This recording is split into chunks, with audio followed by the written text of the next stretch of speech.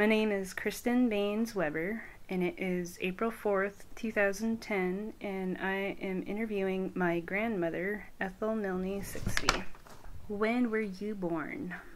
August 6th, 1944, in Metlakatla, Alaska. How has Metlakatla changed in your life?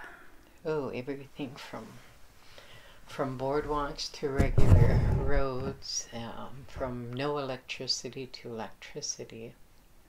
Has change been positive for the town? On the whole, yes. We've changed with the times. Now you have more opportunities. We're better informed about the world. I know that because of the radio and TV and computers. So. Tell me a bit about Metlakatla when you were young. We were more of social people, anywhere from church to school. What did kids do for recreation growing up? Used to play in your neighborhood. You know, we'd have tag, kick the can, baseball, basketball. Everybody had their own little baskets on the boardwalk. Have you lived anywhere else? San Jose, California, where I went to business school. Durango, Colorado, where I went to college at Fort Lewis College. When did you move back to Metlakatla? 1974, 2 years after I got married, yeah.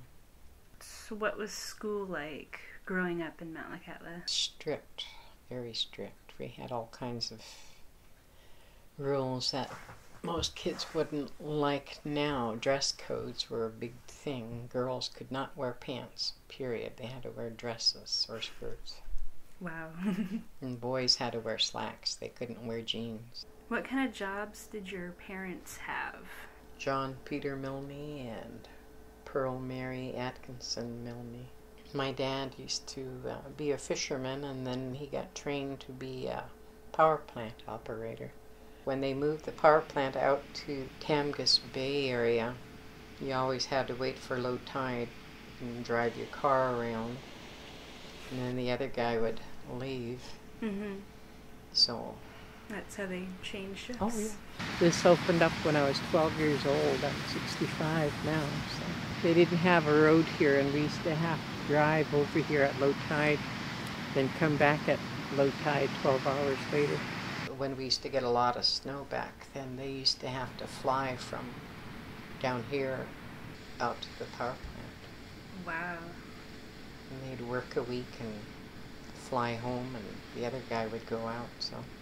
What about community events and celebrations? Any picnics on Hemlock Island or Founders Day? Those were fun.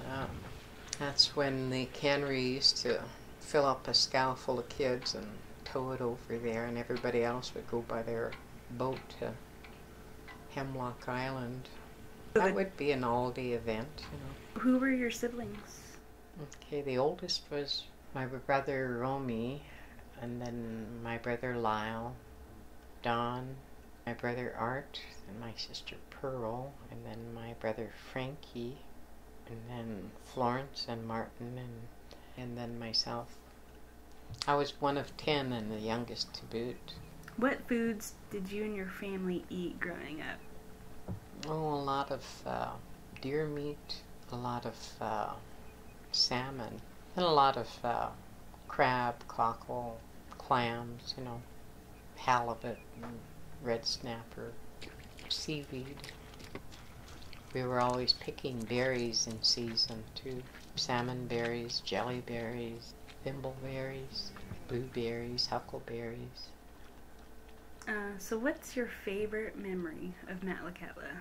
My favorite memory was when they first started the JOM dance group, and the kids were all small. I think Desiree and Frankie were the first in the family to join it. They were there when they began. I brought a few tears to the eye. So. Yeah.